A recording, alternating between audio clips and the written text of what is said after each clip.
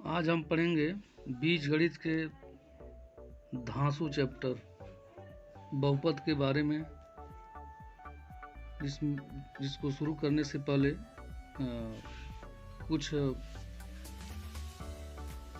स्थितियों के बारे में हम जानकारी लेंगे, जैसे चर, अचर, बीजी व्यंजक, गुणांक, बीजी समीकरण, बहुपद। यह जानना बहुत ज़रूरी है, जिससे हमारा बेस बहुत मजबूत हो सकता है। इससे पहले आता है चर। चर का मतलब होता है परिवर्तनशील, जिसका मान निश्चित न हो।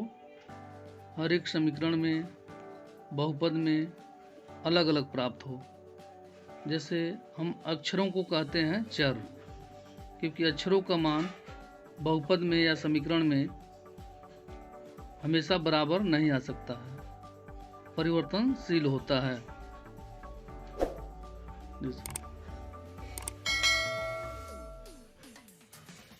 संक्षेप में हम कह सकते हैं, अक्षरों को चर कहते हैं आसान भाषा में।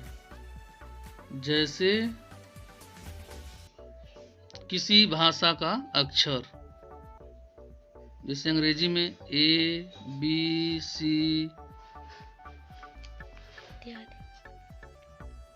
जेड तक, हिंदी में क ख ग इत्यादि हम लिख सकते हैं। उसको बताता है अचर। किसी संख्याओं को या अंकों को अचर कहते हैं। किसी समीकरण में या बहुपद में 5 है तो वह 5 रहेगा, 4 है तो 4 रहेगा, यानी जिसका स्थान अपरिवर्तन हो, परिवर्तनशील न हो। जैसे 1 2 3 4 5 6, इन सबको हम अचर बोलते हैं। उसके बाद हम पढ़ेंगे बीजी व्यंजक। तो अचर एवं चर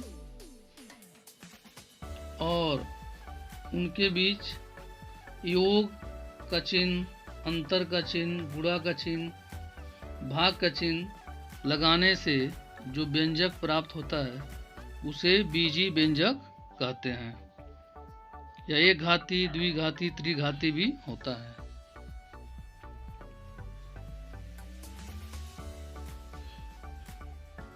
चर और अचर, चर और अचर के मध्य प्लस, माइनस, गुणा, भाग का चिन्ह लगाने से जो व्यंजक प्राप्त होता है उसे बीजीय व्यंजक कहते हैं।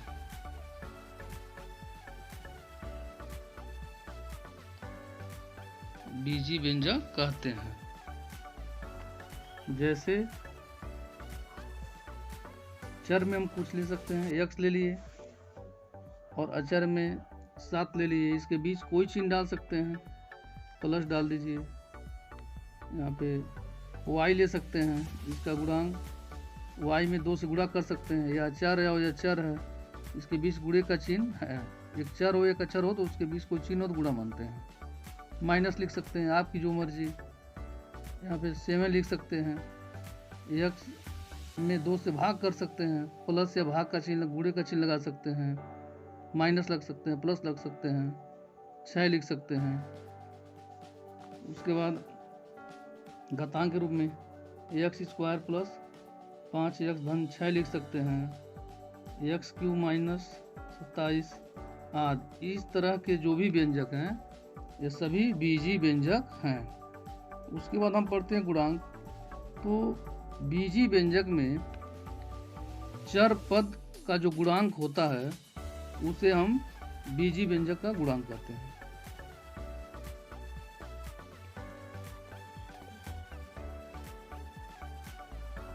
व्यंजक में चर के गुणांक को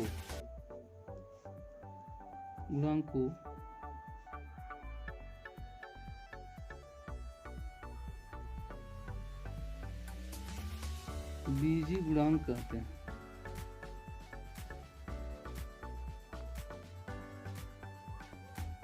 जैसे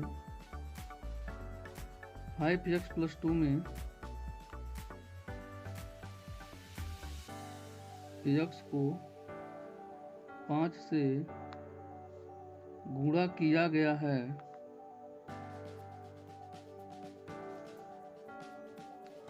अतः 5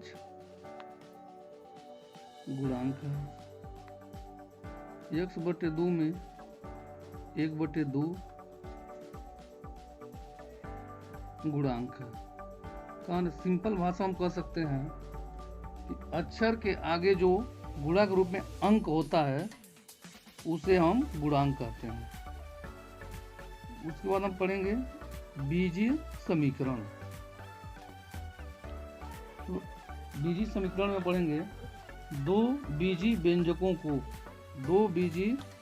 व्यंजकों को समान प्रकट करने के लिए बराबर का चिन्ह दिया जाता है और इस तरह से हमें बीजीय समीकरण प्राप्त होता है। यानी साधारण भाषा में कह सकते हैं द्विपक्षीय व्यंजक को, दो पक्ष बायां पक्ष दायां पक्ष बीच में बराबर हो, द्विपक्षीय व्यंजक को बीजीय समीकरण कहते हैं। द्विपक्षीय व्यंजक को बीजीय समीकरण कहते हैं। आप लिख सकते हैं जैसे x² बराबर 3x, ये भी बीजीय व्यंजक है, ये भी बीजीय व्यंजक है और बीच में आ गया बराबर का चिन्ह। इस तरह से बन जाएगा बीजीय समीकरण। x² + 3x - 2 = 0। तो हम यहाँ पर इसको भी अगर पक्षांतर कर लें तो यह पक्ष 0 हो सकता है। इसमें सबसे महत्वपूर्ण बात है कि बीच में बराबर का चिन्ह होना चाहिए। यह हो गया आपका बीजीय समीकरण। और इस समीकरण में चर का कुछ निश्चित मान ही इसे संतुष्ट करेगा। यानी x का कोई निश्चित मान ही दोनों पक्ष को बराबर करेगा। जैसे यहाँ पे अगर हम x बराबर 1 लिखें तो 1 लिखने पर 1 का घात 2, 1 एकन 1 होगा और 3 गुणे 1 तो 3 एकन 3। इन 1 बराबर रखने पर इधर 3 आ रहा है, इधर 1 आ रहा है। ठीक, तो x बराबर 1 इसको संतुष्ट नहीं करेगा। लेकिन x बराबर अगर हम 3 ही रख रहे हैं तो यहाँ 3 जब रखेंगे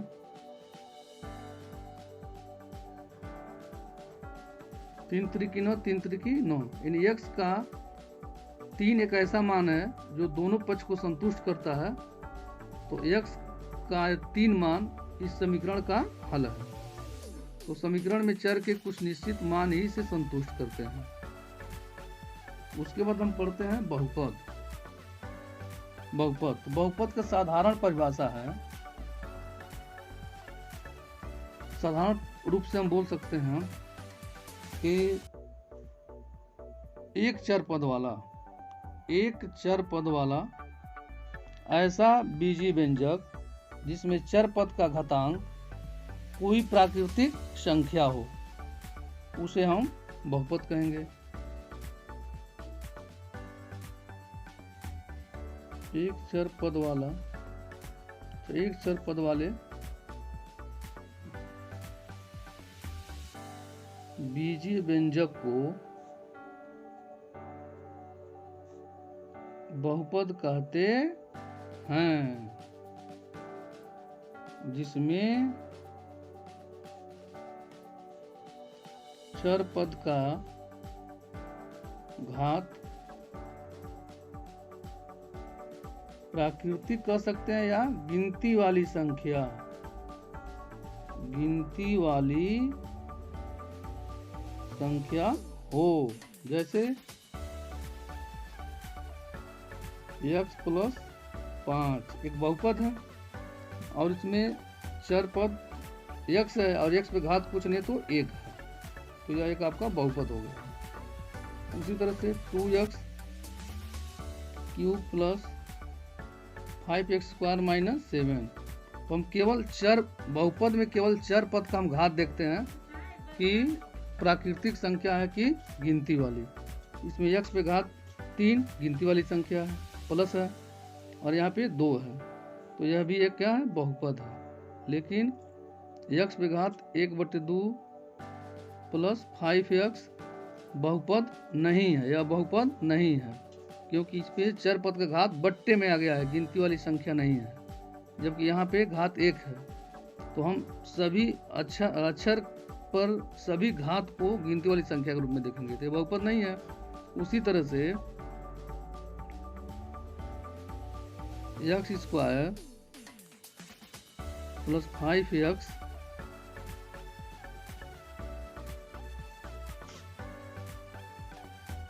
बटे x² की जांच करें ये बहुपद है कि नहीं, तो हम यहाँ पे यह देखेंगे कि अगर नीचे x² है, नीचे के घात के बराबर संख्या अंश में से अगर कॉमन के रूप में निकल गई और हर का चर पद कट गया तो बहुपद है, नहीं तो नहीं कटेगा, तो यह एक बहुपद नहीं है, क्योंकि इसमें x² तो है, यह कॉमन दे देगा, लेकिन यहाँ पे x² नहीं है, तो जब दोनों में से x² निकलेगा तब यह कटेगा, क्योंकि यह तो इसके पास x² है, इसके पास x² नहीं है, इसलिए नहीं दे पाएगा, तो यह बहुपद नहीं है। जबकि यहाँ हम देख सकते हैं x³ + 5x² / x², तो यहाँ पे दोनों में से x² कॉमन निकल सकता है। अक्षरों में कॉमन सबसे छोटी घात वाली ली जाती है, ताकि वो बड़ी घात भी वाली संख्या भी दे दे, छोटी वाली भी दे दे।